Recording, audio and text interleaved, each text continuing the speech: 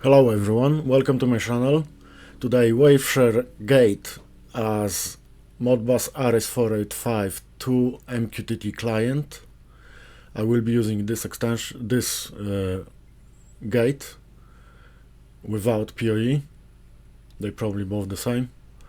So basically it will be connected to my MQTT broker.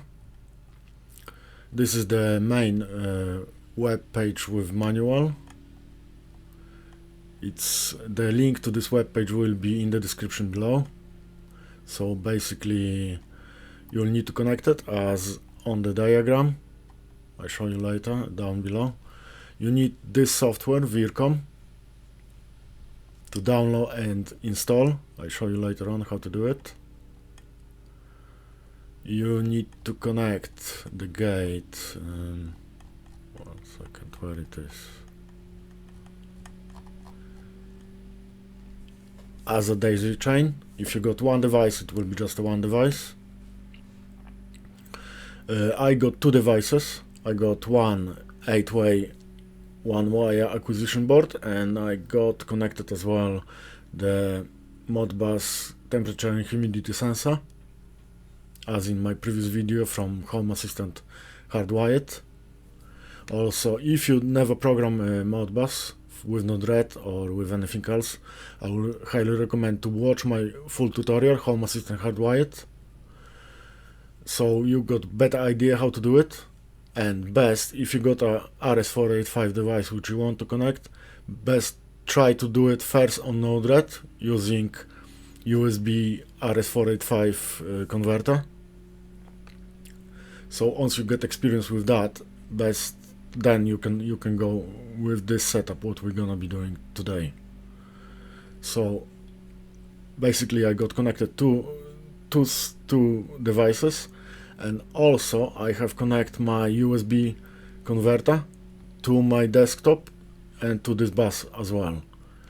So I show you later on how it's Node-RED looks like. Okay, what else you need? You need this software as well, I think, to be installed on your PC.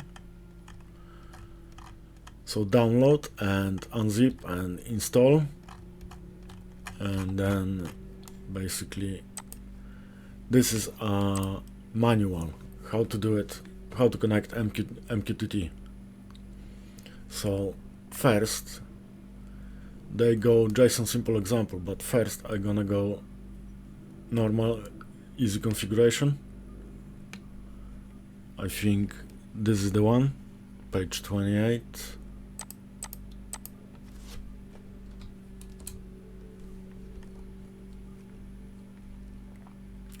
So I will be doing this one first. So basically what else we need? We need a Node-RED. I prep the flow.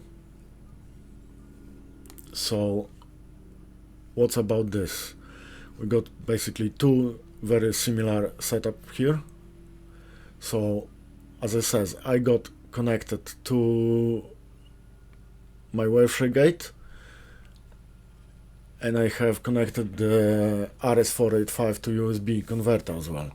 So this node, Modbus read node, is connected to the WaveShare via TCP.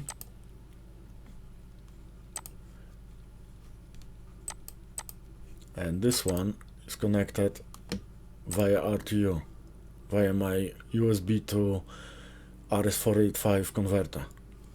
So basically what I can do in the same time, I can read the value using Modbus gate or USB RS485 converter.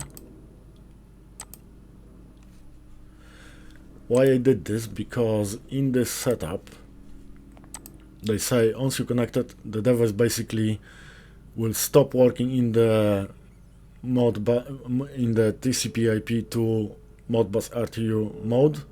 It will only read the data from the bus and then send it to MQTT once you connect to the your MQTT broker. So next thing what we need a MQTT broker. I have one broker set on my Proxmox, and this is the address. And also, when you connect to the MQTT broker, you want to make sure it's connected. So basically, if you connect to this broker and you subscribe to this topic, each time a client connect to the broker, it will change amount of the clients connected, and you should have an output in the debug window, how many clients you got connected. So basically, right now we haven't got the output, but if I change, I should get the output, how many clients I got connected. It's sometimes you get the output straight away, but sometimes you need to wait maybe a minute. So now I got 2 clients. Basically, this is one client, 2 nodes, and I got one client on my Home Assistant as well. So let me change again.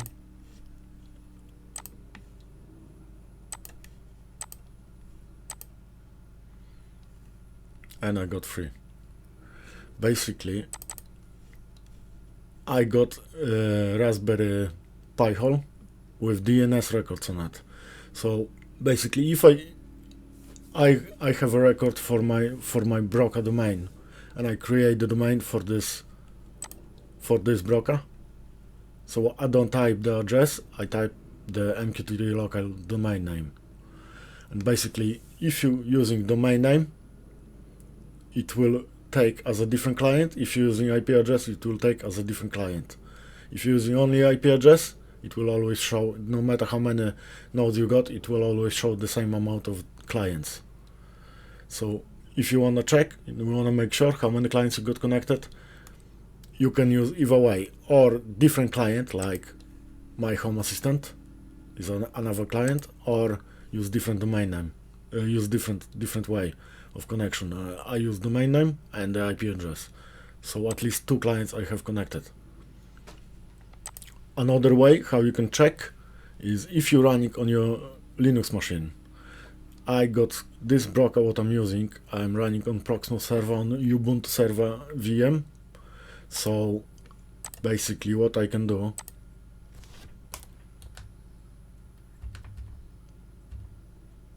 I can use this command and I can see all the connections. So 210 is my desktop, what you're seeing now, and 011 is the Home Assistant. Or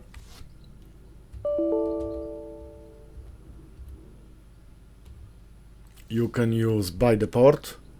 I'm using port 1122, so all the connected brokers via this port, all the connected clients via this port will show. So let me show you one more thing.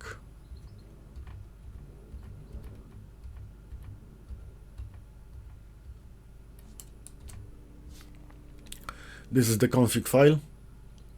Basically, I'm using 1122 because it's not passworded. It's anonymous true option, so I can connect without the password on my local network. I could forward this port on my router and get access from outside, but basically it's not secure. This is not secure option, so don't forward any ports if you're using this kind of option. The secure option is this one with port 27766, but basically this is another tutorial for this. To create all these certificates, it's a long story, so this is not about in this video. Basically, if you have a broker on one of your Linux servers, you can do this way. If you haven't got, say you got a Home Assistant, you can set Mosquito MQTT on Home Assistant, and basically it will be awkward to check how many clients you got connected. Then you can use this option to see how many clients on your Node-RED are connected at the moment. It's quite important because once you try to connect the gate to the MQTT broker, it may look like it's connected, but it may not be. So we will see the output. Once it's connected. You will see in a minute. So okay, next thing is web page. We don't need to do anything about this web page. Actually, when we upload the config with the Modbus RTU, this web page will disappear, more than likely. So I wouldn't recommend to touch this web page. We will use the VirCom. So I have already pinned it to my taskbar. It's easy. If you download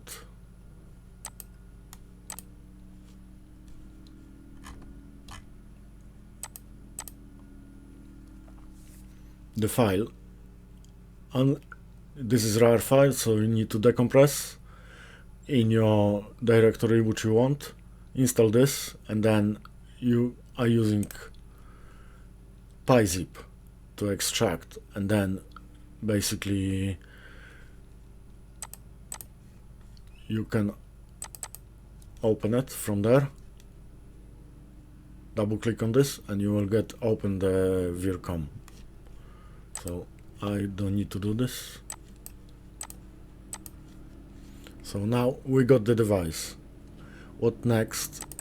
Double click, and next thing what we like to do is click the firmware, MQTT config, change this as a broker address,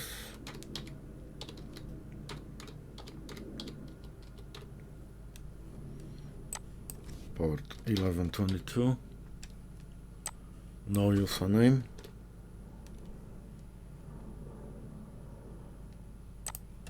change this. I don't know why they did, so it's the same topic.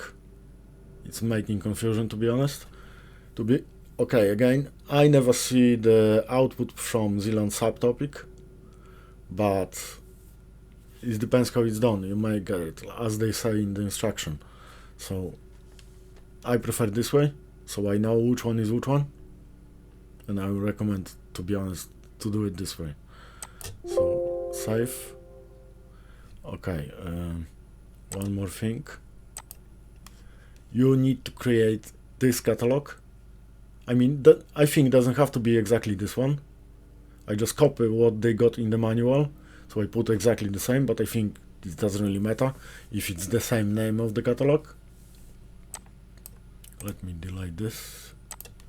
What's gonna happen? Once I click OK, it should appear the MQTT config file.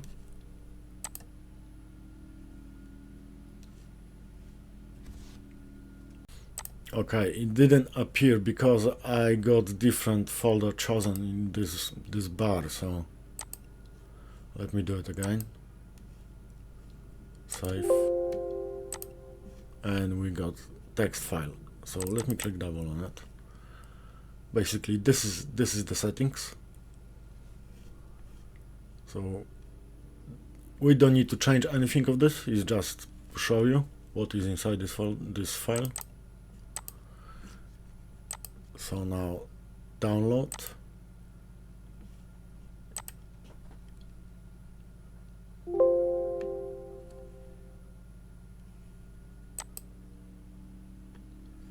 Okay, let me go to know that. By the way, I shouldn't leave this page open. They don't recommend when you upload the config. Okay, and you see, now I got 4 clients connected. So that means I'm good to go. Basically, the WaveShare gate is connected to the client, to the broker. Also, when you look at the front of the WaveShare gate, it should be the middle light. Let me go to this one. This one, link, should get blue. That means it's connected. But again, sometimes get blue when you're using VirCom. So that's why I'm saying check, use any of these options to check how many clients you got connected, or best option, the netstat, and then you make sure. Okay, so once we're here, let me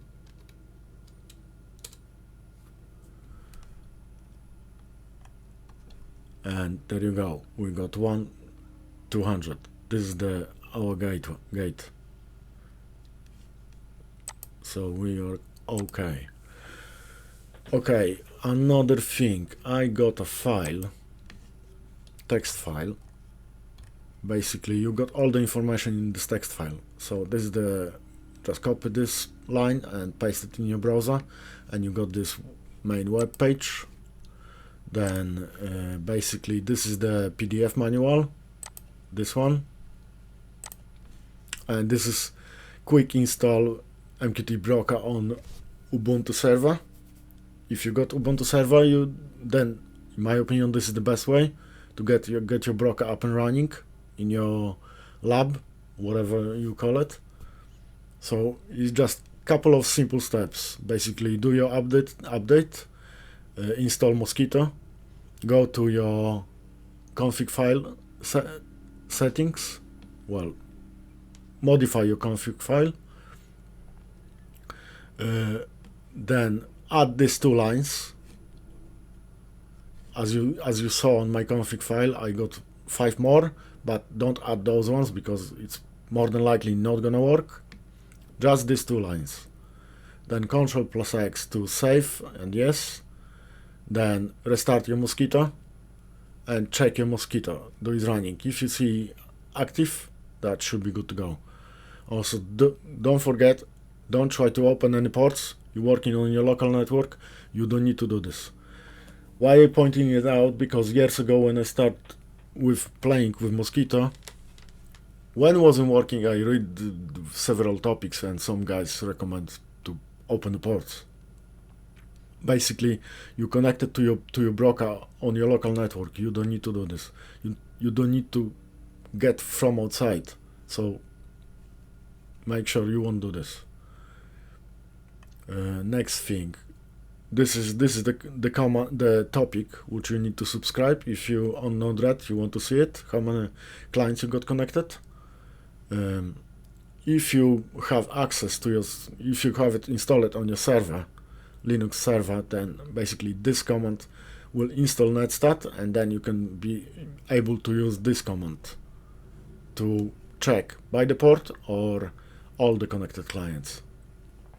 If you got several configuration on your MQTT broker, basically I have 2. One is with anonymous and one is encrypted. So if you're using this one, you will get only the anonymous one connected.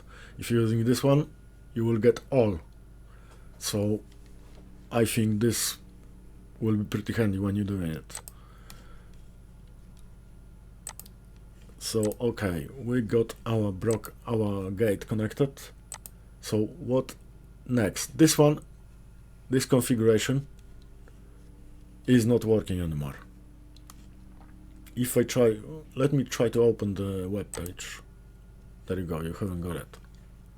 Later in the end of the video I show you how to restore all the device to factory settings. So you got all that web page up and running. You can connect via TCP to RTU and it shouldn't be a problem. But if you worry something goes wrong, that's not a problem. Okay, so now we got only this section working. So let me try to ping it and get the data. Okay, this node is this output. So we got all these temperatures. So what is this? This one is ZLAN pub. So basically what's happened, once I inject the serial RS485 bus, it's basically this output. This is basically USB to RS485 data to the RS485 bus, and because the WaveShare gate is connected to the bus, reads that and pinging to the MQTT broker, so we can read it from MQTT. So how this works, let me use this one as well. Let me close, let me clear all and do it again, sorry. Okay.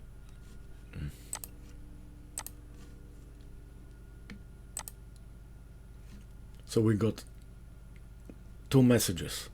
One is RS485 to USB inject message to the bus, and this one is respond from the device.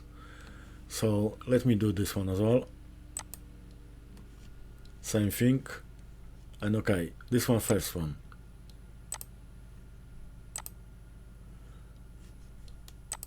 Let me double click. Unit ID 5 is this one. Function code 3, address 0, and I think this one is the quantity. So just to confirm, go to this one.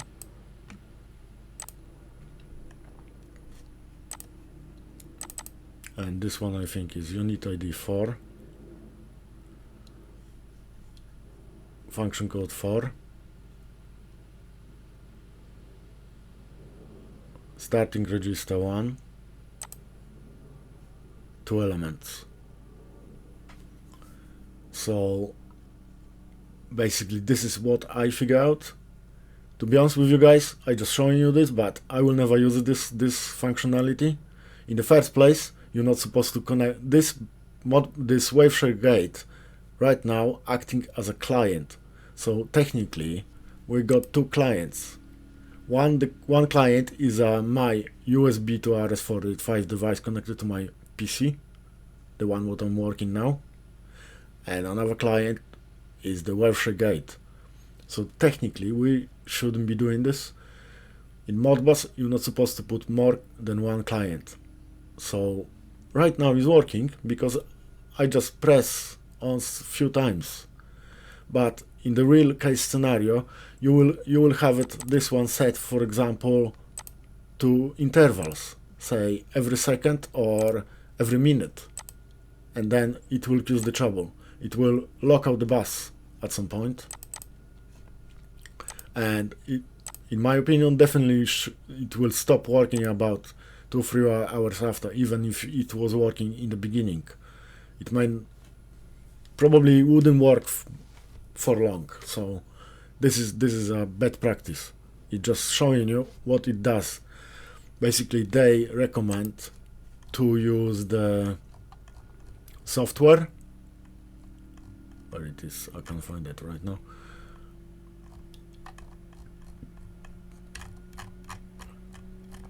Basically they recommend to use this software VirCom, and send a string of RS485 bus, but I can't see the usage of this one even worse than the Node-RED, so I prefer Node-RED. That's why I'm showing you this way. So this is how it's working in the simple mode with just MQTT broker connected. So okay, now we just read what is going on our serial bus, but what about we try to read our device's data connected to the WaveShare gate and send it directly to MQTT? So how we gonna do it? In the first place, if you have the same configuration, basically you got WaveShare gateway to serial bus and USB to RS485 converter connected to your desktop. Disconnect that converter and basically we go to VirCom again. We got our broker connection here. They say it doesn't matter, do you connect your broker to your broker first or after the JSON config, but what I found, it is matter, because if you connect to your broker first, the JSON config won't go into the WaveShare gate properly and won't read the data. So first we need to restore the device to default settings. So what I'm gonna do, click this button, then go to this one, go to MQTT, it's okay, save, and then download this file. This is a file from WaveShare main page. Let me find it where it is first. There you go. Configuration interface web file. Basically, right now we haven't got the web page. We try, if your web page is missing, you will try. Now it's there, but sometimes once you upload config file to the device, this web page gonna go, and you won't be able to log in to your device via HTTP. So basically, you need to download this file and then upload it to your device by clicking download. So let me do this. Make sure it's restored to the default.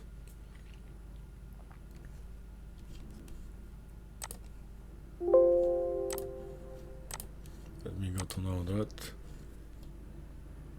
Okay, it's not connected anymore anyway. Oh, I got output, only 3 clients. So these 2 guys and this one. So I know it's not connected anymore. It's restarting now, so it will take a while. I can try to connect to it. Okay, it's back on track. So basically what we're gonna do, we're gonna create a JSON config file first, upload it, so it reads the data from the devices first, and then we will reconnect to our broker to get the data out on this node, publish node. Don't try to push stop button once it's finished, because it will disappear. Wait till it's finished. Okay, so this is all good. Let me change this one, because this is our serial bus settings for our devices. Change this one to this one. This is our file, our folder where the config files will be stored. And okay, we got, I already pre-configured before. Actually, I made this part of the video second time because it wasn't working in the first time. So I already have it pre-configured. So JSON upload. Sorry. What the upload mean and what the download mean. When you're using Modbus, you're using function codes. So some function codes you read the value from the device. Some function codes you write the value to the device, to the registers. So upload means read the registers. Download means write to the registers. So we gonna read the value, temperature and humidity. So first register which we're gonna assign, we can name it, so it will be temp 1. Device will be device ID 5, function code 3, start 0, 2 bytes, and now this one we can choose between big Indian or little Indian. Basically big Indian, it's 4 bytes, it's like floating value, so we need to read 2 registers to get that value. For this values of the temperatures, what we're gonna be reading, we need just 2 bytes, so we're gonna pick little Indian. If you try to connect your, say, something what have floating value, you will need to use the big Indian. and set 4 decimal point. This one, I don't like this idea because it's done in a wrong way. Basically, it's setting decimal point from the right instead of from the left. So if you got, for example, sometimes you will read your value of the temperature, say 5 digits, and you will have decimal point 3 places from the right, but sometimes the same value you will read from the device and it will show you 6 digits or 7 or only 3, and then that decimal point will be completely wrong. So I don't touch this. Okay, one thing, no quotation. Oh, sorry, maybe this one actually shouldn't be ticked. Add quotation for data, yes. Okay, next one is the next value we will read. Keyword, say temp 2, device ID 5, function code 3, register address 1, 2, that's all should be good. Next one, third value we will read, say temp 3. I'm not gonna read any more of this. I will read next device on my bus, so it will be temperature and humidity sensor. So the device ID will be 4, function code 4, register address for temperature value on that sensor, it will be 1, data length all the same. Next, humidity, this all the same, register just 2, and okay, so we got 4 values to read. I'm not gonna assign anymore. I could assign these ones, but no point, it's just for show. So now save and exit, and now these 2 values appears additionally. So save, close, and upload to the device. Let's create this file as well.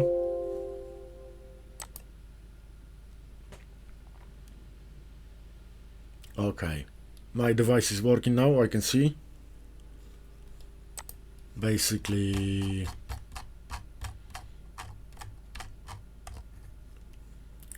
this one, middle one, shows you the connection to the MQTT broker or Modbus client or VirCom connection. But this one is one more, act it's called, is the bus. So now it's flashing really fast, blue, and also it's kind of look like blue strobe. So now I know it's reading data from the serial bus. So I know this part is working. So next thing what I'm gonna do is go again.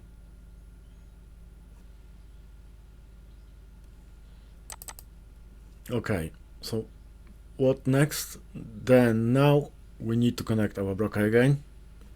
So go to firmware config, MQTT,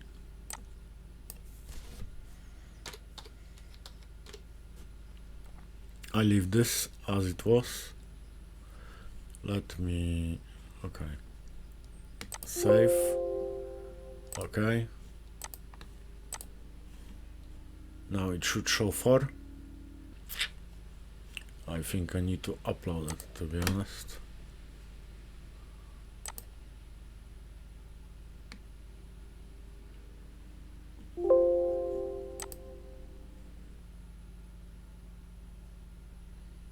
And there you go. It's reading the data. So basically, let me close this debug. And it's show connected as well. Number 4, jump up. So there you go. We got temperature 1, temperature 2, temperature 3, and humidity. So this is how it's done. So we almost in the end of the video. What I would like to say in the end, I'm not sure how you can use this kind of configuration, what for you will like to use. In the first place, why I'm thinking like this, because let me go to VirCom again, and basically if you try to connect this gate to the MQTT broker, in the first place you can't set the encrypted connection, so you can only use on your local network, on your trusted network. That's the first place. Of course, you can probably bridge your broker or use broker like I have. So if I connect to my broker, I can read it from outside by encrypted connection, so it's not too bad again. But if you would like to connect this device to the, say, Amazon cloud, you wouldn't be able to upload your certificates, so you can't really use it with the encrypted connection. This advanced option doesn't give you this, so it's good stuff. I'm not complaining because the device costs 30 quid, so it's worth, in my opinion, worth every penny, but it doesn't have the full functionality, in my opinion, again. And if I like to read MQTT data from my Modbus device, I will use a Node-RED with USB converter on it, or use a TCP extension with connected via TCP to my Node-RED, and then basically once I get this data, I can just get MQTT out and basically link it and assign broker whatever I would like to assign and get full functionality. So okay, it's working. Maybe you can use it on your local network, I don't know. It's not my favorite way of doing it, but it's up to you. So thank you for watching. I hope you enjoy it. Sorry, this video is very long. I didn't mean to make it so long. I always try to cut down as much as I can, but this one is, I think, the longest one which I make. But I will leave in the description the moments, so you can scroll it to the right moment, and basically hopefully you will do this quickly instead of playing around for hours. And thank you for watching, and see you in the next video.